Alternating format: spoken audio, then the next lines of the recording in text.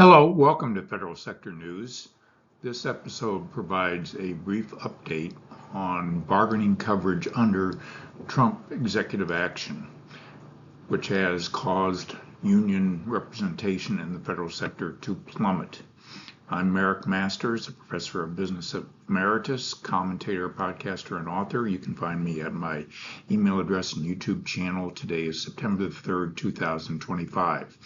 I've reported on this issue elsewhere, but I wanted to highlight some things in light of a recent report which was issued by the Center for American Progress, which examines more precisely the extent to which collective bargaining rights have been rescinded in the federal service. As you may recall, Executive Order 14251, issued on March 27, 2025 by President Trump, excluded several agencies and departments from the Federal Labor Management Relations Program. It included the Department of State, the Department of Defense, the Department of Treasury, Veterans Affairs and Justice, and sub-agencies of various other departments.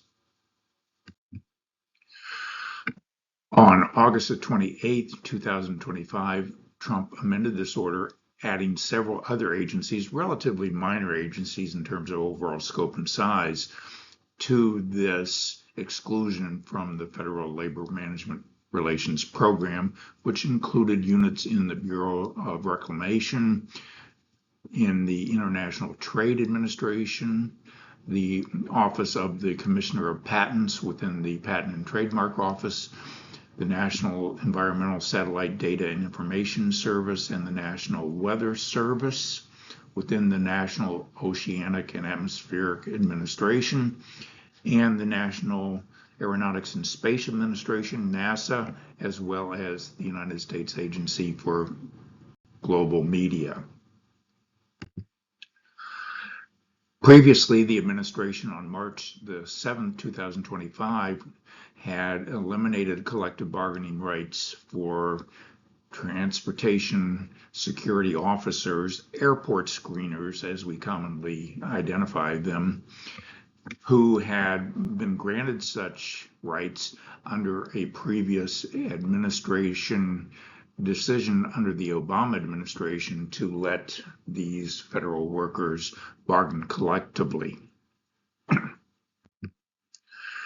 The Center for American Progress, as this graph shows, this pie chart shows, has canceled collective bargaining for more than 1 million employees based on Executive Order 14251 and the Department of Homeland Security decision to eliminate collective bargaining among transportation security officers or airport screeners.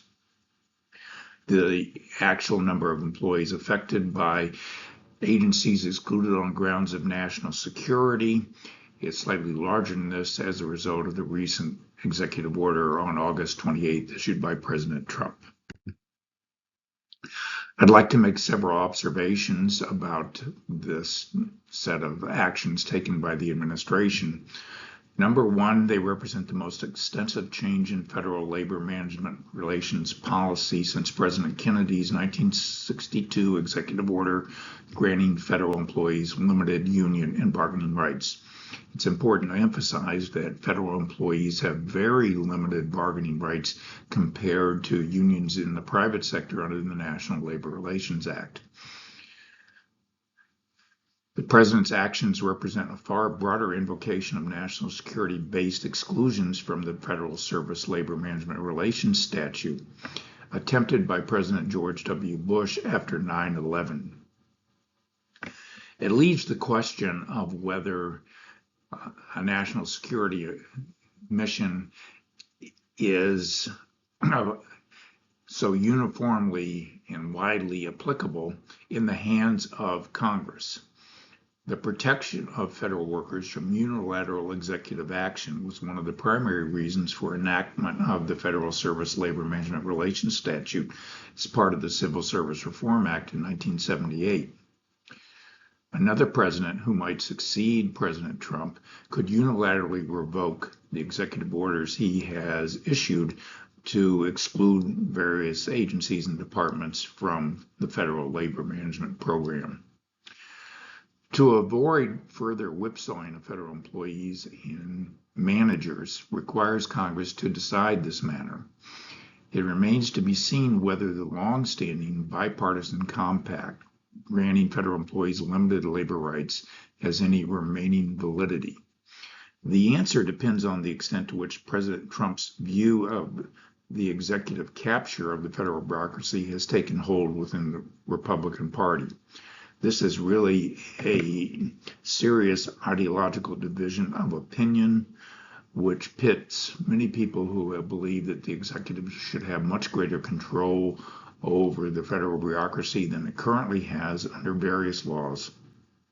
And it remains to be seen the extent to which Trump's broad endorsement of this policy perspective has wider applicability within the Republican Party. I hope you've enjoyed this presentation. Stay tuned for more episodes. Thank you and have a good day.